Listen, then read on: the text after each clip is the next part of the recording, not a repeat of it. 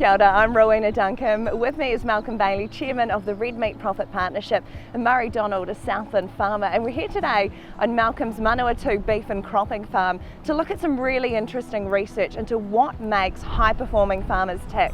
And Malcolm, Red Meat Profit Partnership carried out this research. Why do you think there's been so much interest in it? Well, I think a lot of farmers look at the situation of the gap between themselves and what they perceive to be the high-performing farmers and want to understand that and take that back into their own farming operation and raise their game. So what were some of the key findings? Well, the high-performing farmers said that they're big on planning, that things don't just happen, they make things happen through the planning that they do. They want a farming system that suits their life and what they want out of that life. Murray, you were one of the farmers surveyed. In your opinion, what's behind the DNA that creates a successful farmer? It's just really about a passion for sheep and beef and loving your job, making sure you can do the best you possibly can under the circumstances. Murray, many of the farmers surveyed felt that increasing legislation had led to a really negative feeling towards farming. What's your opinion on this? Look, that's a natural reaction to any sort of regulation. You naturally think, well, it's going to make my life difficult. I try and take the opposite view and say, well, where's the opportunity in this? We could be taxed on our carbon and methane output, but if that's a way of forcing us to be more efficient, then all that could be a win-win, and that's the way we have to look at it. Malcolm, successful farmers are clearly connected with consumers. They know what they're after, they know what they really want. Yeah, I think high-performing farmers really are focused on the ultimate consumer of their products, and they want to work with processors to make sure that whatever they do is in line with ultimately what will sell and show a good return. So how important is measuring your performance on farm? I think it's critical. There's an old saying, what you measure, you improve.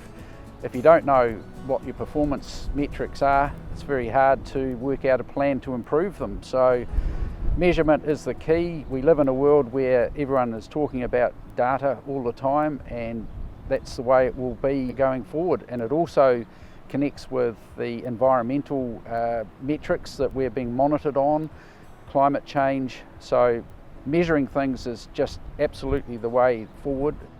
So what's the best way to support and encourage other farmers to improve their own performance? We've found forming action groups has been a good way for farmers to gain confidence by working with each other. Farmers want to see that if they're going to spend $1, that they've got a good prospect of getting at least, a couple of dollars back from that.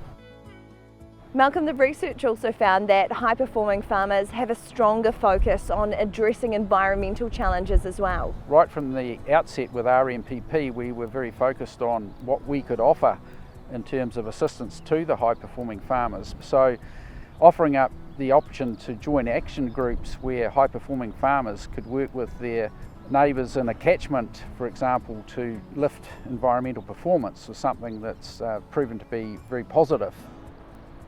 Now, I'm not going to ask you to and embarrass you about whether or not you rocked a mullet back in the 80s, but look, there's always a tendency to go after something shiny and bright and new, but high-performing farmers don't always feel the need to fall into that trap and go after a bit of a fad. No, that's right. The research shows that high-performing farmers are more often than not fast followers, where they want to validate an idea before they spend some money on something new and shiny. And that all makes sense, but of course they're not all the same. There are some who are the first movers as well. Murray, final question for you. How much does a desire to keep farming contribute to high performance? Oh, look, that's absolutely critical. You've got to love the job. No matter how bad this season is, there's always next year and there's a chance to get it right. And you've got to have a positive mindset and learn from your mistakes and have another go. And that's what sort of keeps us going on the farm. It's that desire to do better next year.